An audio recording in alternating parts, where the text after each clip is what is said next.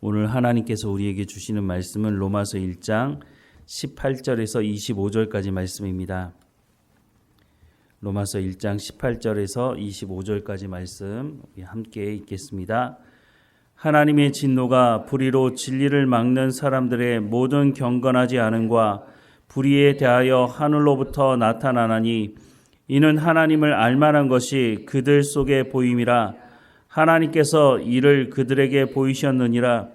창세로부터 그의 보이지 아니하는 것들 곧 그의 영원하신 능력과 신성이 그가 만드신 만물에 분명히 보여 알려졌나니 그러므로 그들이 핑계하지 못할지니라.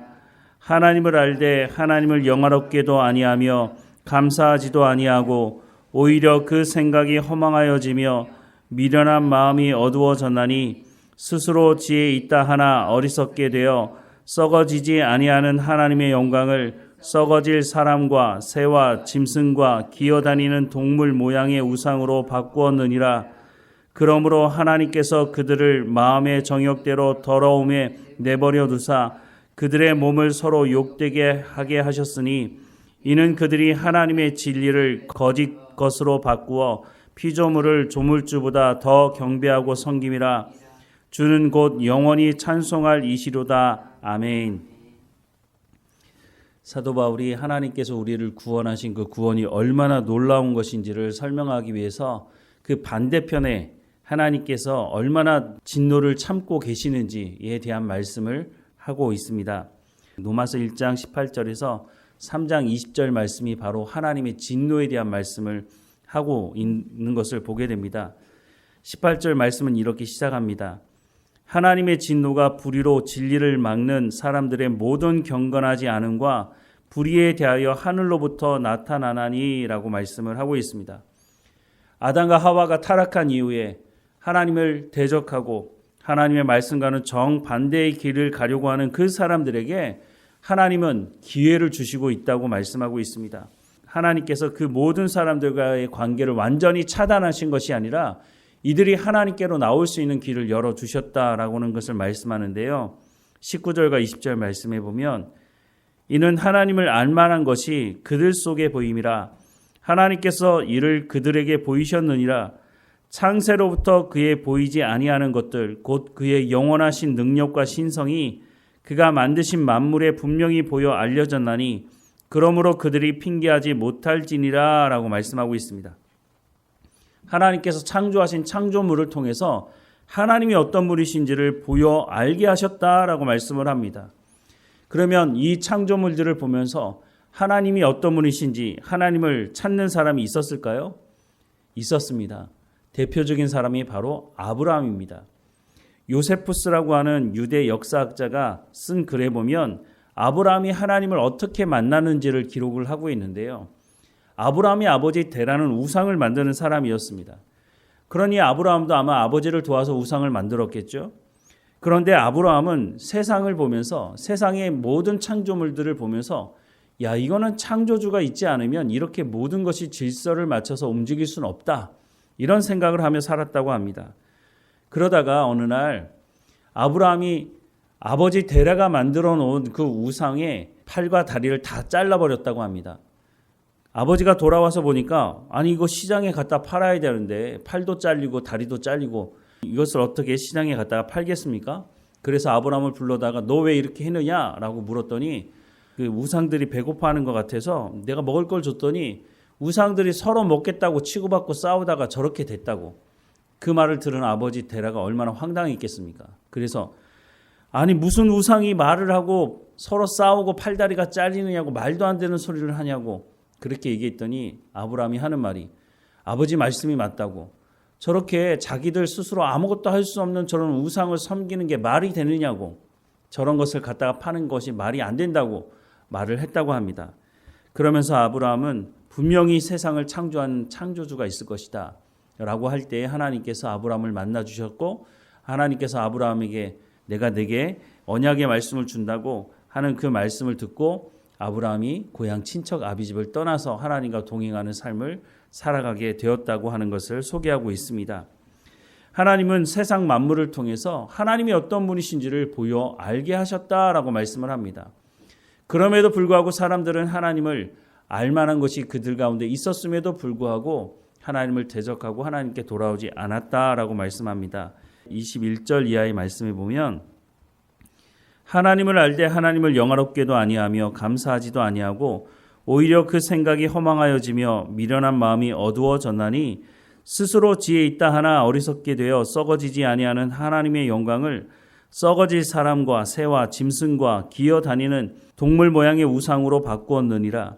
그러므로 하나님께서 그들을 마음의 정욕대로 더러움에 내버려 두사 그들의 몸을 서로 욕되게 하게 하셨으니 이는 그들이 하나님의 진리를 거짓으로 바꾸어 피조물을 조물줄보다 더 경배하고 섬김이라.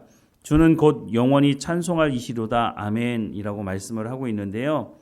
하나님은 세상 창조물을 통해서 하나님이 어떤 분이신지를 드러내셨고 사람들은 그것을 알았다라고 분명히 말씀하고 있습니다. 그런데 하나님이 이 모든 것을 창조하신 분이다라고 하는 것을 알았음에도 불구하고 어떻게 했다고요?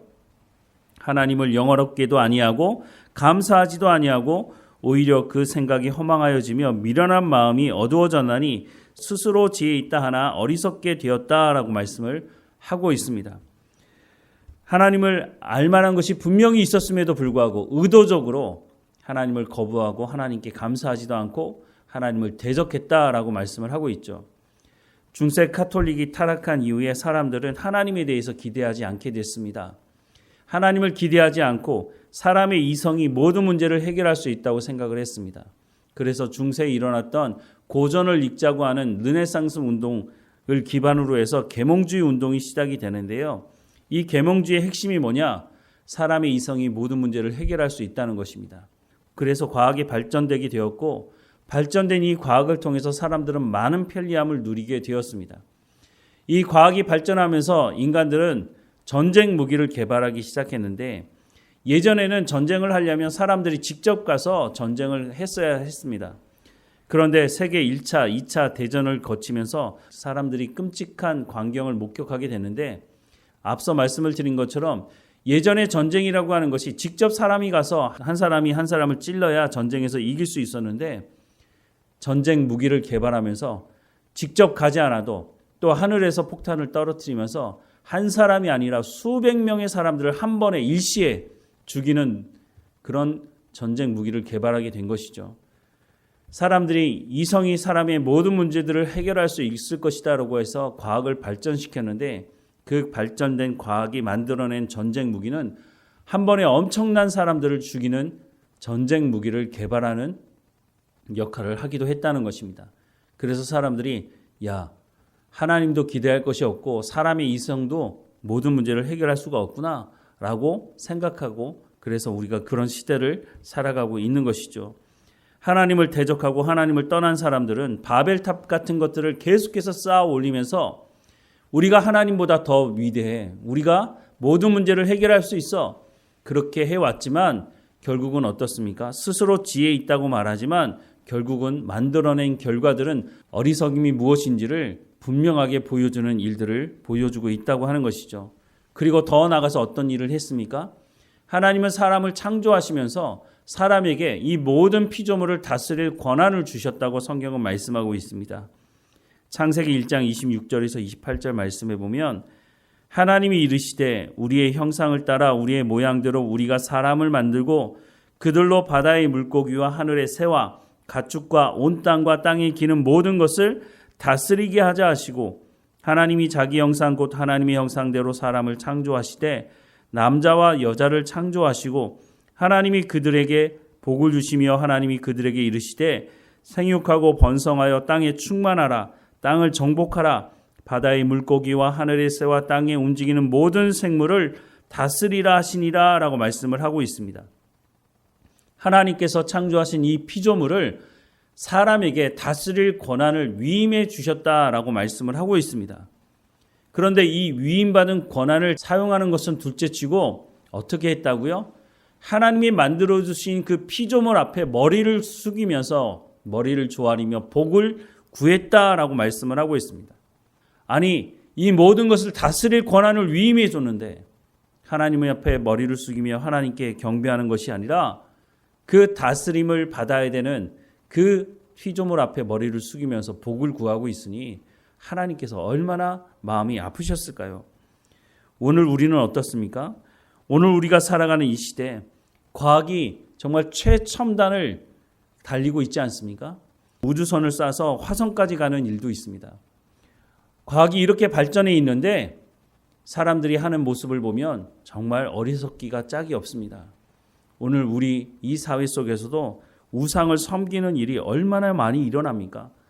많이 배웠든지 적게 배웠든지 많이 가졌든지 적게 가졌든지 관계가 없습니다. 우리가 알고 있는 정말 유명한 대학에 나온 사람이 무슨 뭡니까? 홍매합니까? 뭐 그런 거 심어놓고 거기다가 자기의 운명을 거기다 거는 그런 일이 벌어지고 있지 않습니까? 어리석기가 짝이 없습니다. 그럼에도 불구하고 그 일이 멈춰지지 않는 모습을 보게 됩니다. 오늘 성경에 말씀하는 것처럼 하나님께서 주신 그 권한을 사용하지도 못하고 오히려 무속이나 이런 우상 앞에 머리를 숙이면서 복을 구하고 있는 사람들이 적지가 않은 것을 보게 됩니다. 바울은 이런 말을 하면서 마지막에 뭐라고 말합니까? 주는 곧 영원히 찬송할 이시로다 라고 말하고 있지 않습니까? 우리가 찬송하며 우리가 경배해야 될 대상은 하나님께서 만들어 두신 그 피조물들이 아니라 이 모든 피조물들을 창조하신 하나님께 영광을 돌리며 찬송해야 한다라고 말씀을 하고 있는 것입니다. 우리가 예수 그리스도를 통해서 하나님 앞에 부름을 받아서 하나님의 자녀로 하나님을 찬송할 수 있게 되었다고 하는 것이 얼마나 감사한 일인지 모릅니다. 우리가 하나님 앞에 찬송하며 하나님께서 원래 우리를 창조하셨던 그 목적대로 이 모든 것을 다스릴 권한을 주시려고 우리를 불러주셨다고 하는 것을 우리가 기억해야 할 것입니다. 하나님께서 우리에게 하나님의 자녀로 하나님과 친밀한 인격적인 교제를 하는 자리로 불러주셨다고 하는 것, 우리가 피조물 앞에 머리를 숙이며 그 피조물에게 복을 구하는 존재가 아니라 그 피조물을 창조하신 하나님께서 복을 주신다고 말씀하시고 그 하나님 앞에 우리가 찬양과 경배하는 자리로 부름 받았다고 하는 것을 분명히 기억해야 할 것입니다. 우리 주변에도 여전히 이 우상 앞에 복을 구하는 사람들이 있습니다. 하나님을 온전히 믿으면 우상들이 나를 저주하겠지, 내게 해를 끼치겠지, 이런 두려운 마음을 가지고 살아가는 사람도 있습니다. 제가 아는 어떤 분도 분명히 주일에 와서 예배를 드리는 분임에도 불구하고 우상에게 예전에 섬겼던 그 우상 그 앞에 절을 하지 않으면 자기가 무슨 저주를 받을 것처럼 생각을 하고 결국은 예배의 자리를 떠나갔던 분도 있습니다. 얼마나 어리석은 일입니까? 하나님께서 그것을 다스릴 권한을 우리 가운데 주셨는데 왜 우리가 그 앞에 가서 절을 합니까? 하지만 타락하고 자신의 탐욕을 쫓아갔던 그 사람들은 여전히 하나님이 아닌 우상 앞에 절을 하며 복을 구하고 있는 이 시대의 모습도 우리가 보아야 할 것입니다. 그들을 만났을 때 하나님이 어떤 분이신지, 그들이 행하는 이 일이 얼마나 어리석은 일인지를 우리가 말해주고 우리가 하나님 앞에 복을 구하며 참 평안과 하나님 주시는 질서 안에서 하나님과 친밀한 관계를 통해서 우리가 어떤 존재인지를 우리가 그들에게 전해 주어야 할 것입니다. 그렇게 하기 위해서 우리가 먼저 깨어 있어야 하겠죠. 우리가 먼저 하나님을 예배하고 하나님의 말씀에 순종하는 삶을 살아감을 통해서 사람다운 삶이 무엇인지를 우리가 그들에게 보여주어야 할 의무가 또한 책임이 우리 가운데 있다고 생각을 합니다.